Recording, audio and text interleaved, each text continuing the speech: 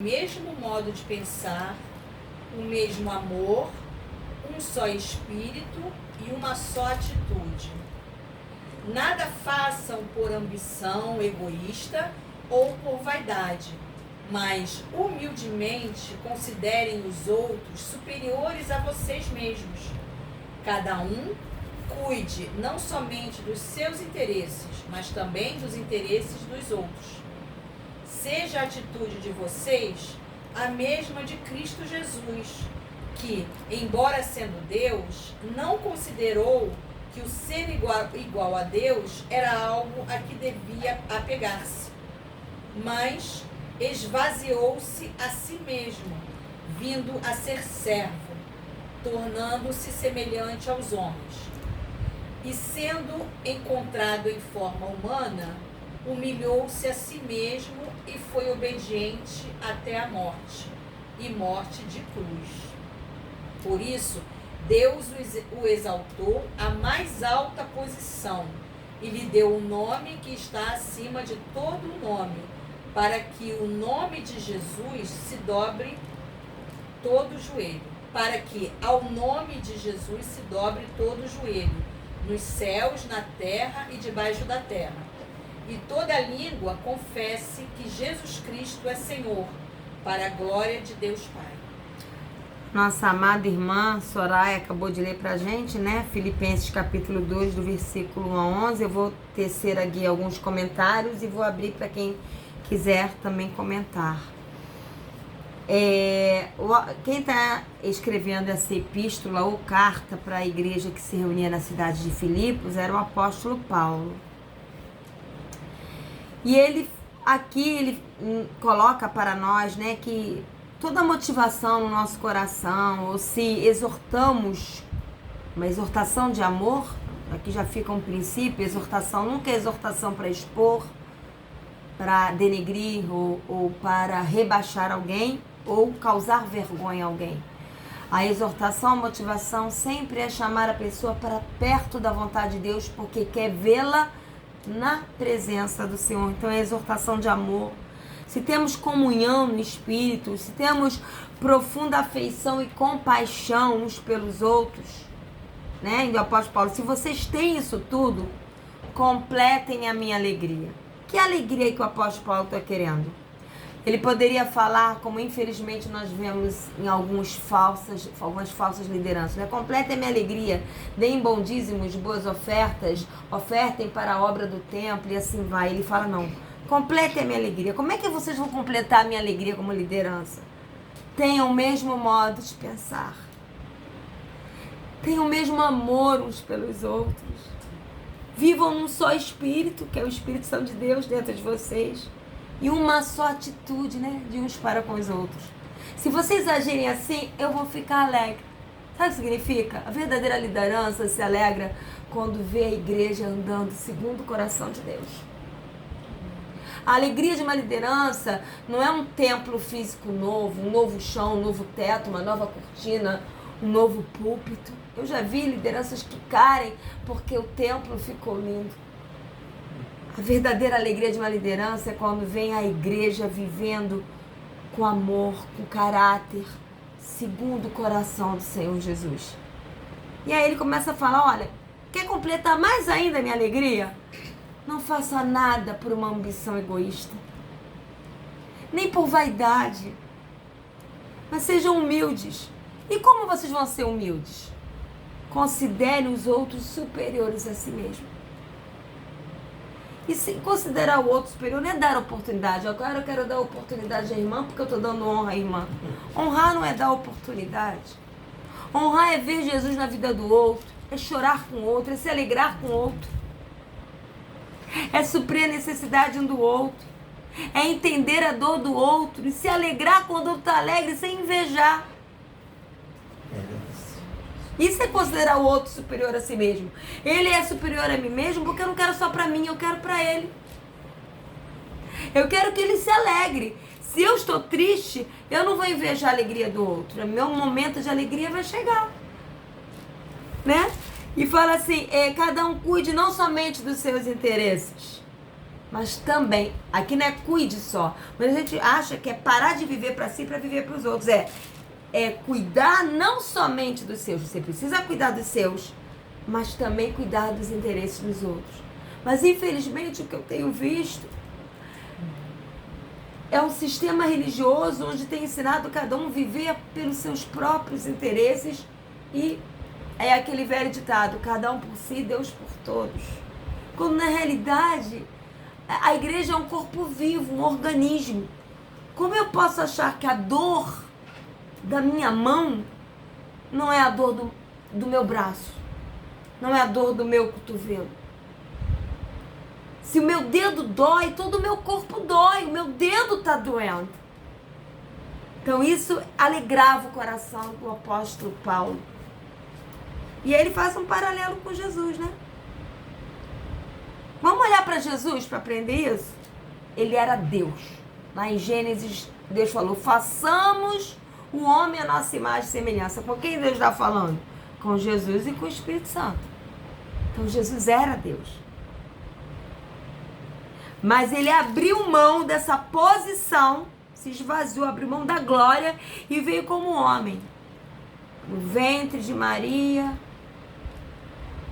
fralda, cocô, xixi, dor de dente nascendo, cólica intestinal, aprender a comer, gatinhar, andar, sofrer bullying, né? Aprender com o pai a carpintaria, até que passou por uma fase mais difícil, né? O deserto após o batismo do Espírito Santo dele. E depois do deserto, perseguição atrás de perseguição, atrás de perseguição, mas também muito ensino, né? Os 12 apóstolos. Enfim, ele teve que passar por todas as etapas até a cruz. E ele foi obediente até a morte de cruz.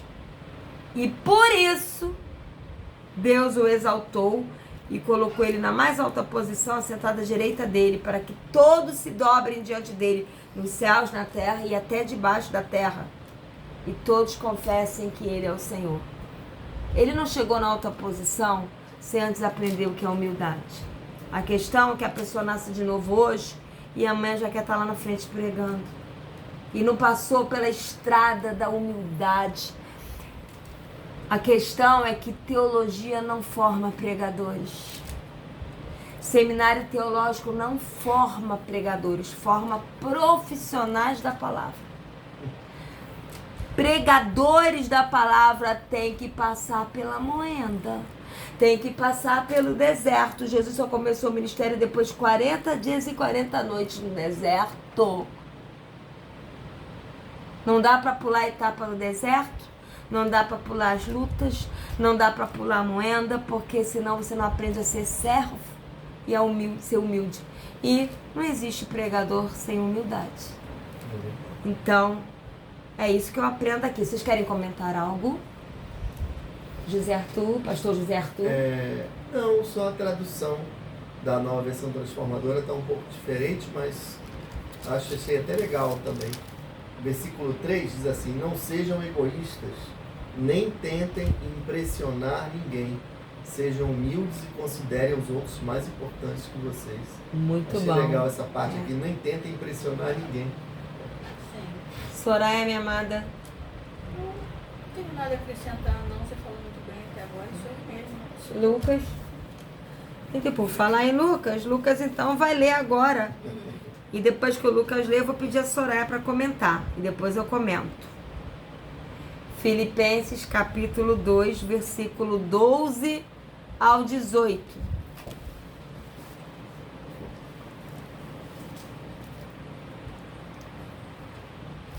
Brilhando como estrelas. Assim, meus amados, como sempre vos obedeceram, não apenas na minha presença, porém muito mais agora na minha ausência. Ponham em ação a salvação de vocês com temor e tremor. Pois é Deus que efetua em vocês tanto o querer quanto o realizar, de acordo com a boa vontade dele. Façam tudo sem queixas nem discussões, para que venham a se tornar-se puros e irrepreensíveis, filhos de Deus, inculpáveis no meio de uma geração corrompida e depravada, na qual vocês brilham como estrelas no universo, retendo firmemente a palavra da vida. Assim, no dia de Cristo, eu me orgulharei de não ter corrido nem me esforçado inutilmente. Contudo, mesmo que eu esteja sendo derramado como oferta de bebida, sobre o serviço que provém da fé que vocês têm, o sacrifício que oferecem a Deus, estou alegre e me regozijo com todos vocês. Estejam vocês também alegres e regozijem-se comigo. Amém. Eu queria salientar aqui, me chamou a atenção, ele dizer que ponham em ação a salvação de vocês, com temor e tremor, pois é Deus quem efetua em vocês tanto querer quanto realizar, de acordo com a boa vontade dele. Ponham em ação a salvação de vocês. Né? A salvação é uma ação diária. Isso. Né? Ação de quê? Expressar a salvação. A salvação deve ser expressada, né? Como? Com amor, com tolerância, com sabedoria, né? Com graça pelos outros, né? Através de nós. E são essas virtudes do Espírito Santo em nós que refletem a nossa salvação,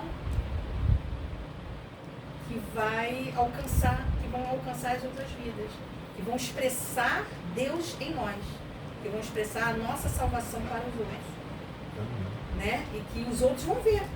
Com certeza. Porque a partir da salvação, né, a partir do Senhor em nós, a vida de Cristo em nós, essa vida vai se tornar uma ação de Deus para com o próximo, né?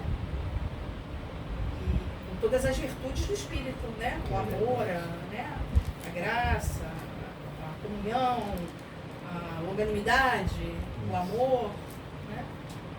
E é isso que me ressaltou aos olhos aqui nessa passagem. Quer falar alguma coisa, pastor? Quer falar, Lucas? Eu quero comentar aqui primeiro no versículo 14. A Soraya falou muito bem, aqui o início do texto, né? Façam tudo sem queixas, né? Sem queixas, sem murmuração e sem discussões. Deus não nos chama para discutir, né? Alguns podcasts, né, são maravilhosos, mas tem outros que é discussão. E o Senhor não nos chama para discutir. Então a gente tem que aprender a não discutir. A gente não tem que provar nem que Deus é bom. A palavra fala provar e ver de que é bom é nós provarmos. Nós não temos que defender Deus nem provar que Deus é bom. Deus, ele se autoprova. Ele não precisa que nós façamos. Ele que tem que fazer pela gente. Então, ele fala para nós anunciarmos a palavra. Não fala, discutam para provar que eu faço, que eu sou bom, que eu... Né? Não é nem por força, nem por violência. E ele fala de nós sermos puros, irrepreensíveis, né? Como filhos de Deus, inculpáveis, no meio de uma geração corrompida. Nós ainda estamos no meio de... Se aqui o apóstolo Paulo falou que eles estavam no meio de uma geração corrompida e depravada, graças a Deus ele não está mais aqui hoje. Porque eu acho que ele não teria nem palavras para descrever a geração de hoje. A coisa assim piorou num percentual indescritível. E aqui nos compara a estrelas brilhando no universo, né? Brilhando a glória de Deus. Mas o que me chamou muita atenção foi a partir do versículo 7. Ele fala para a gente reter a palavra, para que quando Jesus voltar, ele veja que ele não correu em vão. E aí ele fala assim, com uma calma, eu tô indo para a morte. O que ele quis dizer é isso, eu tô indo para a morte. Tá chegando o meu momento de morrer lá em Roma. Eu vou ser como oferta de bebida, por causa do serviço que eu faço para o Senhor, né? De pregar a palavra. Eu tô indo como um sacrifício. Eu tô alegre. Tô regozijando com vocês. E olha, vocês também precisam se alegrar comigo. Se alegre porque eu tô indo lá pra morte. Já parou pra pensar nisso, gente? É surreal. Eu estou sendo com uma oferta de bebida sobre o serviço que provém da fé. Ele fala com uma calma que vocês têm, um sacrifício que oferece a Deus. Mas tudo bem, eu tô alegre.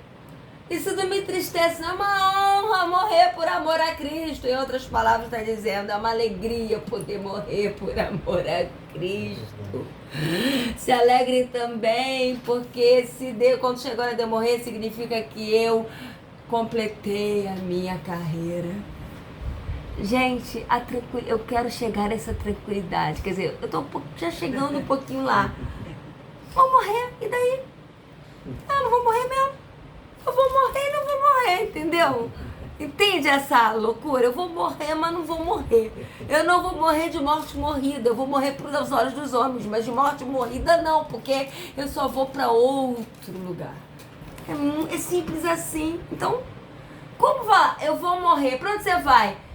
Para a presença do Senhor. Ai, que alegria! Mas é exatamente isso, não é? É isso que ele está falando aqui. É maneiro, é muito bacana isso. Agora, pastor Zé, tu vai ler pra gente, pra terminar, Filipenses 2, de 19 a 30. Esse aí pega um pouquinho mais pesado. Eu vou ler na Nova Versão Transformadora. Se for da vontade do Senhor Jesus, espero enviar-lhes Timóteo em breve para visitá-los. Assim, ele poderá me animar, contando-me notícias de vocês. Não tenho ninguém que se preocupe sinceramente com o bem-estar de vocês como Timóteo. Todos os outros se preocupam apenas consigo mesmos e não com o que é importante para Jesus Cristo. Meu Deus. Isso é antigo. Nossa. Mas vocês sabem que Timóteo provou seu valor. Como um filho junto ao pai, ele tem servido ao meu lado na proclamação das boas novas. Espero enviá-lo assim que souber o que me acontecerá aqui. E tenho confiança no Senhor de que em breve eu mesmo irei vê-los. Enquanto isso, penso que devo enviar-lhes de volta Epafrodito. Ele é um verdadeiro irmão, colaborador e companheiro de lutas, que também foi mensageiro de vocês para me ajudar em minha necessidade. Ele deseja muito vê-los e está angustiado porque vocês souberam que ele esteve doente. De fato, ficou enfermo e quase morreu. Mas Deus teve misericórdia dele e também de mim, para que eu não tivesse uma tristeza atrás da outra. Por isso, estou ainda mais ansioso para enviá-lo de volta, pois sei que vocês se alegrarão em vê-lo, e eu não ficarei tão preocupado com vocês.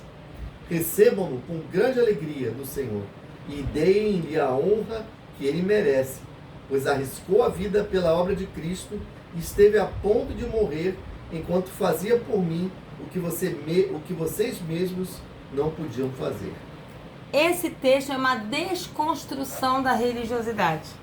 Todo ele, vamos lá? É uma bomba. Esse texto é uma bomba na religiosidade.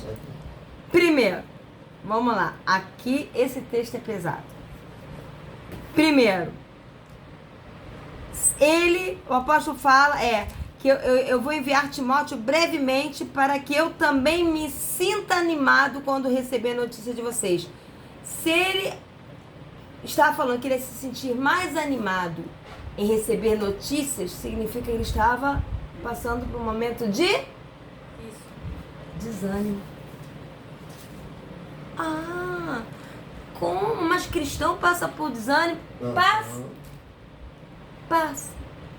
A religiosidade diz que não. Mas o apóstolo Paulo estava desanimado. E ele estava tendo que ser reanimado pelas notícias dos irmãos. Aí ele continua falando. Eu vou mandar Timóteo porque ninguém como ele tenha interesse sincero pelo bem-estar de vocês. Porque todas as outras lideranças estão buscando, porque Timóteo era uma liderança. Então, tá fazendo um paralelo com Timóteo. Todas as outras lideranças estão buscando seus próprios interesses, não os interesses de Jesus Cristo. Primeiro, liderança não tem que buscar o seu próprio interesse. Tem que buscar o bem-estar e o interesse da edificação da igreja, de suprir a igreja. 2. Estão buscando seus próprios interesses e não os interesses de Jesus Cristo. E qual eram os interesses de Jesus Cristo nesse momento aqui? O bem-estar dos irmãos. Jesus Cristo, o interesse de Jesus Cristo é nos usar para abençoar vidas, para suprir vidas. Se a gente não se dispõe nunca para abençoar e suprir vidas, estamos vivendo os nossos interesses e não os interesses de Jesus Cristo. Eu ainda estou no início. Esse texto é bombástico. É uma desconstrução da religiosidade. Devia ser mais pregado nos púlpitos. E aí continua aqui. Mas você sabe que Timóteo foi aprovado porque serviu comigo no trabalho do evangelho como um filho ao lado de seu pai. Lideranças precisam de pessoas que às vezes os mimem. Ele era um filho ao lado de Paulo, considerando Paulo como um pai, tratando ele como pai, mimando ele como pai. E aí continua aqui. E eu vou enviar eles, né? Portanto, é ele que eu espero enviar, tão logo me certifique da minha situação, que era precária. Ele estava preso. Ele estava preso. Deixa eu primeiro ver se a minha cabeça vai rolar agora ou não. Aí eu vou enviar Timóteo.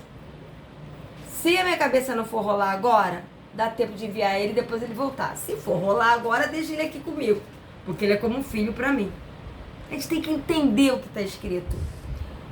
Confiando no Senhor, que em breve também poderei ir, porque o sonho de Paulo era a cabeça dele não rolar agora, esperar mais um pouquinho para ele poder ir lá ver os irmãos, para dar tempo de vê-los. Então, se ele estava querendo ter tempo de ver, ele sabia que o tempo dele era curto, que logo a cabeça dele ia rolar. De fato, porque ele foi decapitado. Então, a cabeça dele ia rolar mesmo. Ele fala: contudo, eu penso que seja necessário enviar de volta Epafrodito. Nome lindo para você botar no seu filho. Epafrodito, guarda aí. Ele era meu irmão e cooperador. Ai, que legal. E companheiro de lutas. Primeiro, cristão passa por luta. Porque se ele era companheiro de lutas, é que eles passavam por lutas. Então essa história de só vitória, cristão não passa por luta, é a mentira do diabo no meio da religiosidade. Então era companheiro de lutas. Segundo, ninguém quer ser companheiro de luta. Se você chama para uma festa, para um churrasco, para um chá, vai todo mundo. Se você chama para ficar num hospital, para ajudar numa mudança, para ajudar você que está doente, para ajudar a cuidar de pais com mal de Alzheimer, não aparece ninguém, porque não existe companheiro de lutas. Está extinto praticamente, não é? Não é verdade? Companheiro de lutas. Mensageiro que vocês enviaram para atender as minhas necessidades. Epafrodito estava lá com os irmãos, veio para Paulo para brincar com Paulo.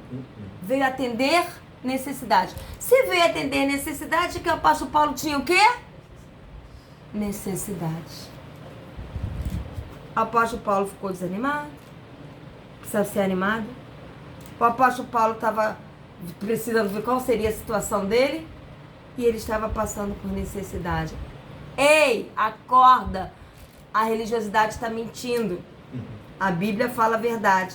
E fala aqui: pois ele tem saudade. Epafrodito estava lá, veio acudir Paulo, mas estava com saudade. Então, se saudade só existe onde existe relacionamento de verdade. De todos vocês. E está angustiado. Cristão fica angustiado? Ui, mas aqui fala, está angustiado porque ficaram sabendo que ele esteve doente.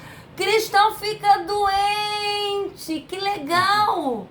E fala aqui, detalhe, não só doente, mas quase morreu. Epafrodito estava lá, veio suprir necessidade de Paulo, suprindo as necessidades de Paulo, ficou doente e quase morreu. Imagina o desespero de Paulo. O cara estava lá, o irmão de luta estava lá, veio me acudir, aqui ficou doente e quase morreu. E aí os irmãos lá ficaram angustiados. E Paulo queria que ele voltasse para lá, que ele sobreviveu, para eles verem ele de novo.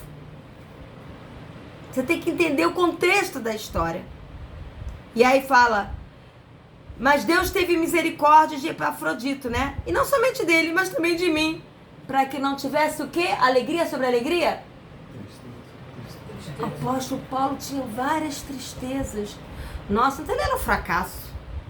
Porque segundo a religiosidade, cristão não fica triste, não chora. Ser forte, irmão, é só coragem e só alegria. Não, cristão também fica triste. E detalhe, tristeza sobre tristeza. Por isso, logo enviarei a Epafrodito para que quando o virem novamente, fiquem alegres. E eu tenha menos tristeza. A tristeza não vai embora, só vai ficar menor. Porque ninguém está super alegre dentro de uma prisão. Está? Em tudo eu me alegro. Não por tudo. Eu não me alegro pela prisão, mas eu consigo me alegrar na prisão. E aí fala aqui, e peço que vocês recebam Epafrodito no Senhor com grande alegria e honrem homens como este. Honrem este homem que veio aqui me acudir na minha necessidade, que ficou doente e não desistiu do Senhor, sobreviveu e está voltando aí para consolar vocês. Este é um homem de honra. Honrem homens como esses. Porque ele quase morreu por amor à causa de Cristo. Provavelmente ele se deu tanto pela obra de Cristo, não comia, não dormia, algo mais ou menos assim, que ele ficou doente e quase morreu, entendeu? Pela causa de Cristo. Arriscando a vida para suprir a ajuda que vocês não podiam me dar. Ele veio de lá, arriscou a vida dele para suprir Paulo, para ser um companheiro de luta, e quase morreu, mas Deus teve misericórdia e ele voltou lá para os irmãos. Esse texto é bombástico ou não é? Ele desconstrói. Isso é cristianismo puro. Um cristianismo puro está aqui nesse texto. Amém? Amém. Valeu a pena essa leitura, né? Muito bom. Então, vamos orar e aqui nós vamos terminar a palavra. Eu vou pedir a Soraya que faça uma oração para a gente terminar a palavra. Santo Deus, que prazer, Senhor, em aprender mais de Ti. Que prazer, Senhor, aprender com a Tua palavra. Deus, como nós vemos o Teu amor, Senhor, o Teu cuidado sobre a Tua igreja, sobre, ó Deus, todos aqueles que Te amam, Senhor. Deixando palavras tão enriquecedores e que nos ensinam e nos preparam, Senhor. Que abrem os nossos olhos para o verdadeiro cristianismo. Muito obrigada, Senhor, porque Tu não omitiste todas estas coisas de nós, Senhor. Abre os nossos olhos, Senhor, para entendermos e reconhecermos o verdadeiro cristianismo, Pai. Amém. Que, ó Deus, é uma fé que junto com ela vem dores também, vem lutas, vem dificuldades, mas que o Senhor nos ajuda nessas dificuldades, o Senhor nos ajuda, nos reanima, nos dá força e nos carrega nos braços. O Senhor nos carrega nos braços durante essas lutas, Pai. Nos faz entender, Senhor, que o cristianismo não é oba-oba, mas que é um pouco daquilo que também Jesus viveu, sendo Ele o nosso principal exemplo. Nos ensina, Pai, na Tua palavra, abre os nossos olhos, Pai. Tira, Deus, o engano, Senhor, a fantasia do nosso entendimento.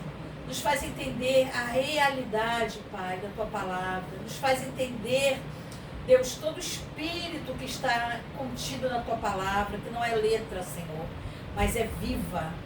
É uma palavra viva que nos ensina a viver. Amém. E nos ensina a nos achegarmos mais a Ti, nos achegarmos mais próximos, ficarmos mais íntimos de Ti. Deus, nos ensina cada dia mais a Tua palavra. Dá-nos, ó Deus, amor genuíno, profundo por ela. E nos dá, Senhor, a cada dia fome e sede, a ponto de não podermos ficar sem ela todos os dias. Deus, em nome de Jesus, prepara a tua igreja. Venha, ó Deus, sobre nós um renovo, Senhor, na tua palavra. Em nome de Jesus, que a tua igreja seja verdadeiramente renovada, ó Deus, através da tua palavra, pela tua palavra, Senhor. Que a tua palavra nos lave, nos purifique, ó Deus, em nome de Jesus. Muito obrigada pela tua palavra, que, ó Deus, é um exemplo real, Senhor, do teu amor. Muito obrigada, Pai. Fica conosco. Muito obrigada pelo teu ensino. Muito obrigada, Pai, porque a cada dia tu nos ensina mais. E o teu ensino, Senhor, nos aperfeiçoa na fé. Faz a nossa fé, Senhor, ficar mais verdadeira, genuína, enraizada, Amém. Senhor, na verdade e não na ilusão. Deus, em nome de Jesus, eu quero te pedir pela tua igreja, pela tua noiva, Senhor. Prepara a tua noiva, Amém. Senhor, na tua palavra. Abre os olhos da tua noiva, Senhor. Tira as escamas, Senhor, as cortinas, coisas, a Deus, que atrapalham, que não deixam a tua noiva ver, enxergar e compreender, Senhor. Tudo aquilo, ó Deus, que ainda está escondido ou não está revelado, Senhor. Em nome de Jesus, revela-nos, Senhor. Revela a tua palavra, Senhor, a tua verdadeira palavra, a tua igreja, Senhor. Amém. Faz a tua igreja, Deus, eu te peço, descobrir, Senhor, a tua palavra, ter amor genuíno por ela, Senhor. Amém. Fome e sede, Senhor, eu te peço que nós tenhamos da tua palavra todos os dias. Ó Deus, nós oramos a ti, já agradecidos por todo o amor, toda a graça, todo o cuidado com as nossas vidas. Muito obrigada, Senhor. Edifica a tua igreja, Pai, a cada dia um pouco Aleluia. mais. Edifica, Senhor. Ó Deus, adorna, prepara, Senhor, a tua noiva. Em nome de Jesus nós oramos. Muito obrigada, Pai. Muito obrigada, Senhor. Amém.